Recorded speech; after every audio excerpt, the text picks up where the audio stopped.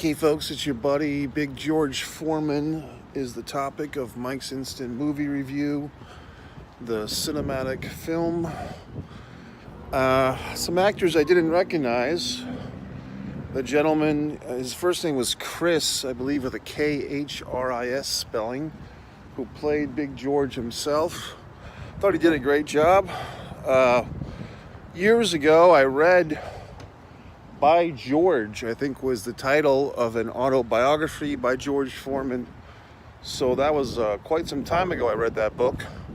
Actually read it too. It wasn't a autobiography, audio.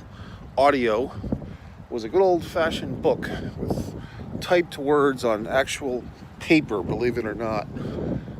So I knew a lot of the George story, but I forgot quite a bit of it.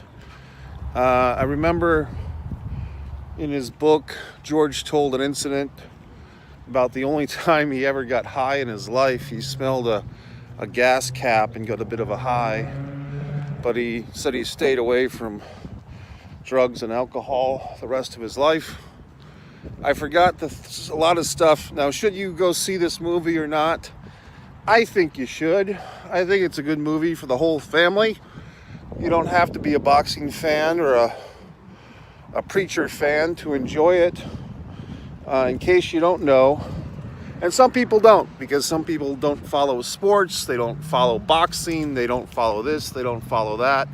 So in case you don't know these things, George Foreman was an Olympic gold medalist. He came from a modest background. He defeated Joe Frazier for the heavyweight title of the world. I believe Joe Frazier was fresh off a victory over the one and only Muhammad Ali. This was in the late 70s, mid to late 70s. In turn, George, who was still a very young man at this time, I think 24, 25 years old, he went ahead and he lost the world championship in a famous fight, I believe in Zaire or the Congo. Was that one, the Rumble in the Jungle? I get some of these mixed up. The Thrilla in Manila, the Rumble in the Jungle, all these different fights. But he lost the rope-a-dope fight to Muhammad Ali, which I believe started, I want to say Muhammad Ali's second title reign. Of course, Ali was coming off of 4 years of suspension because he wouldn't go into the army to kill the yellow man, Bruce Springsteen.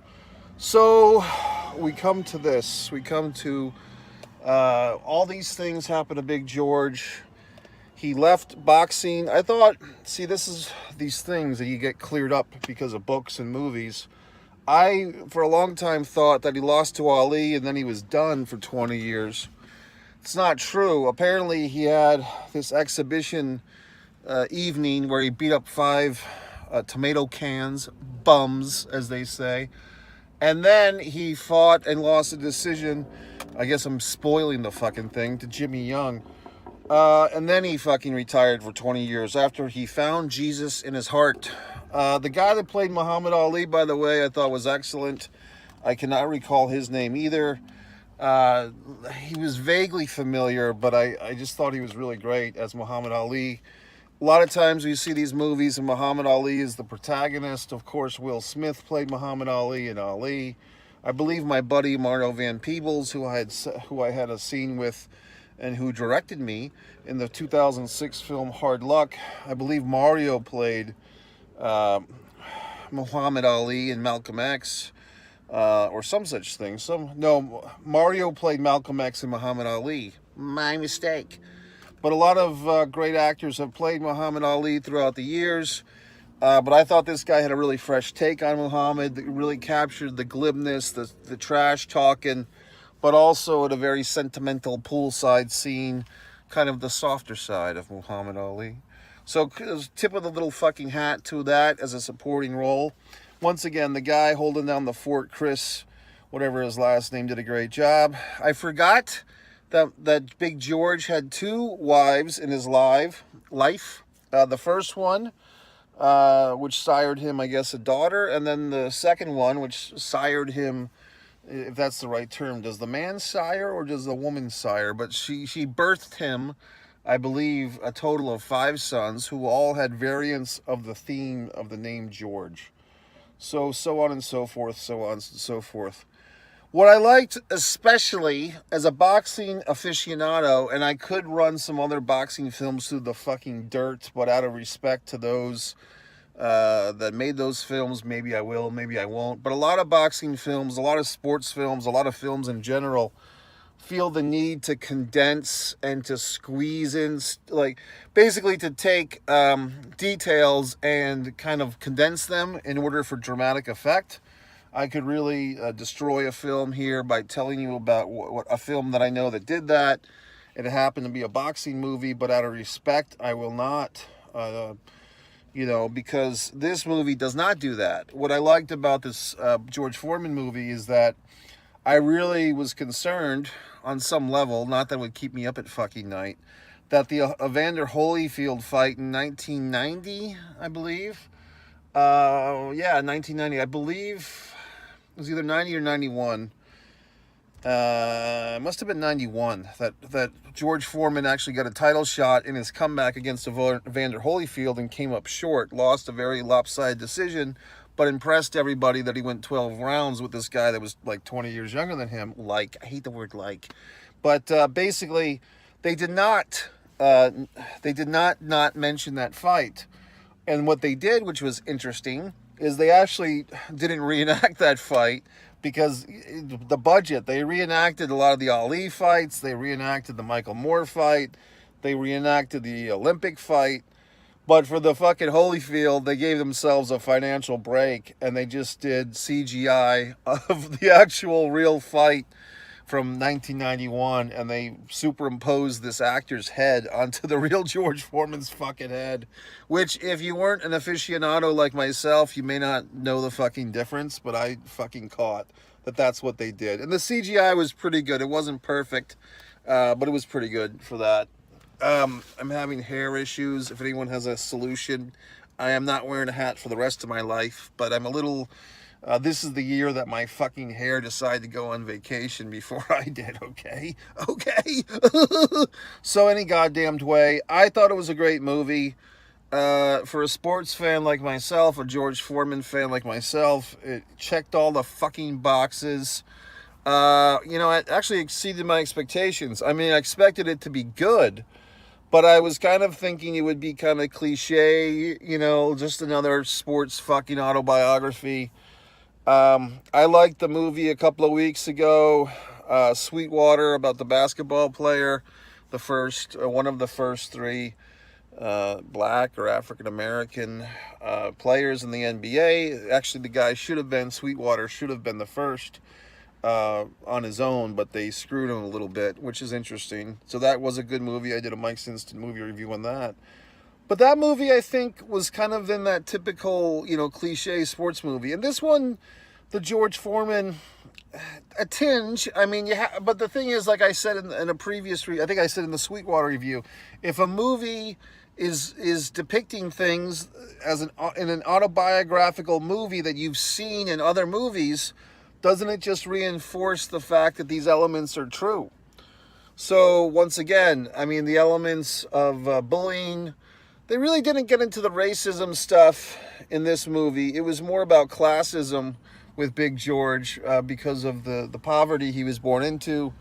So there really wasn't much of a racist incident. I don't think there was any real racism in this movie, unless I'm forgetting something. But there was definitely sizeism, which I can relate to as a man of stature myself. People sometimes are in fear of gentlemen like myself and George Foreman, who have a large, commanding presence in a room. So I can, empathize with Big George. And you always have assholes calling you big guy and stupid shit like that. Because normally they're just insecure about their own lack of size, okay? So any fucking way. I thought this movie was very good. The crowd and the audience... This is fucking bargain night here. This is fucking Tuesday. It goes back to my childhood. Tuesday used to be dollar fucking night. Now it's $6 night. Not bad. So Tuesday nights here at this Cinemark in Jacksonville, Florida is $6 for a ticket. I bought a ticket in the back left corner, which is my go-to destination for these things, now that you have to reserve your seat.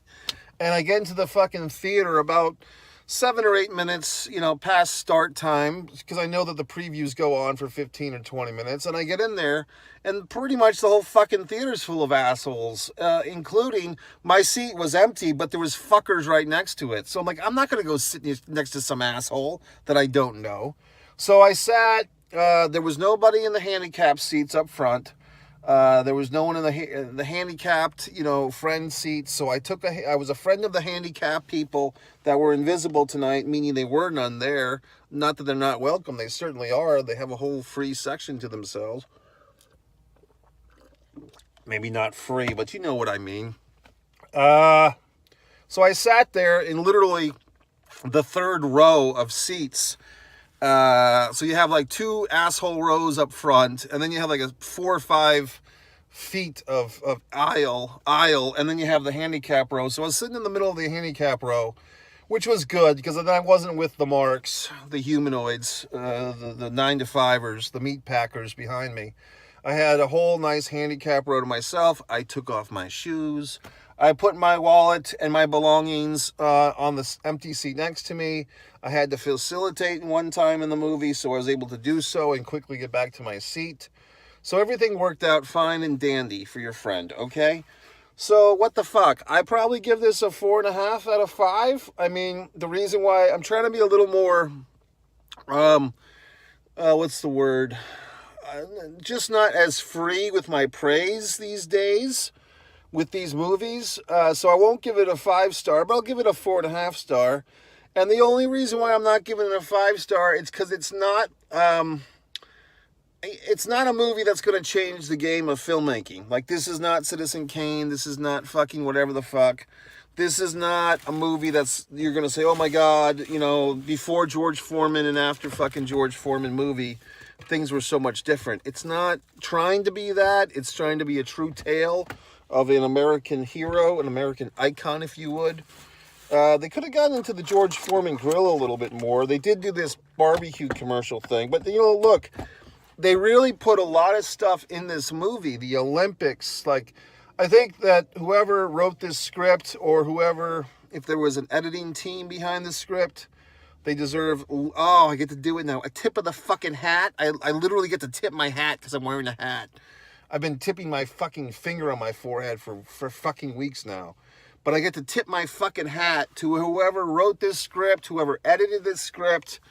I think they did a wonderful job of getting us to the points and not skimping out on stuff. But at the same time, you didn't have to have a training montage between every fucking fight. And we're an educated audience at this point. And we can get to things. You know what I mean?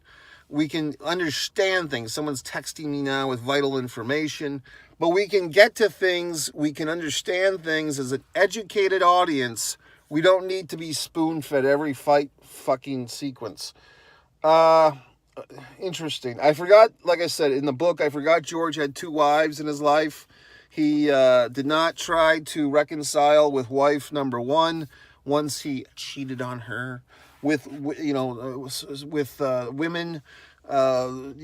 promiscuous women, ring rats, as they call them in the wrestling business. I don't know what they call them in the boxing business. But basically, George just got himself a new wife. And it does prove this. I mean, the first wife was willing to stick with him even after he cheated on her with all these harlots.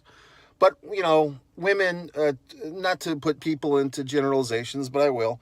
Women, they don't go along with you for the ride. They stand at the finish line and fuck the winners, okay?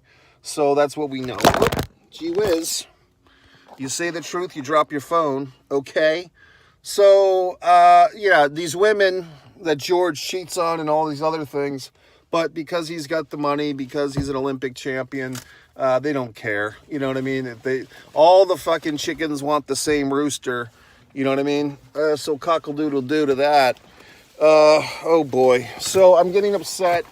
But in any fucking event, this is my goddamn fucking car umbrella, which is stuck in the fucking window now, okay? That's it, folks. Buy my goddamn book, Fight or Play Basketball. If you love boxing, if you happen to catch this review and you're saying, well, gee whiz, who's this asshole? You should read my fucking novel, Fight or Play Basketball. About it's boxing, okay? That the fight is referencing boxing. You know, it sounds better than boxing or basketball, okay? I don't want to be too on the nose, all right? So you look up Fight or Play Basketball. The character of Sweet Sugar Brown is actually inspired in part, not fully, but in part by good old George Foreman. Wonderful novel for coming-of-age youth readers and for readers of all ages. The passion of boxing, the fucking beauty of basketball, all in one goddamn novel that I fucking wrote. What else? A Distance from Avalon, my wonderful paintings for sale, my MikeMessier.com, all the goddamn things that I do. If you want to see my fucking short films, long films, medium-sized films, go to One Man and a Camera Films on YouTube, One Man and a Camera Films on YouTube. If you like pro wrestling, if you like sports, go to One Pro Wrestling and Sports Fan for my third and final YouTube channel. I mean, God, I'm just providing you assholes so much free entertainment, okay? Yeah, so buy a goddamn book, click on some fucking things, share these fucking URLs. I'm doing all this work. What are you doing for me? I mean, that's the goddamned question, okay? So that's it, folks. Have a wonderful fucking evening. Big George Foreman, 4.5 out of 5 stars.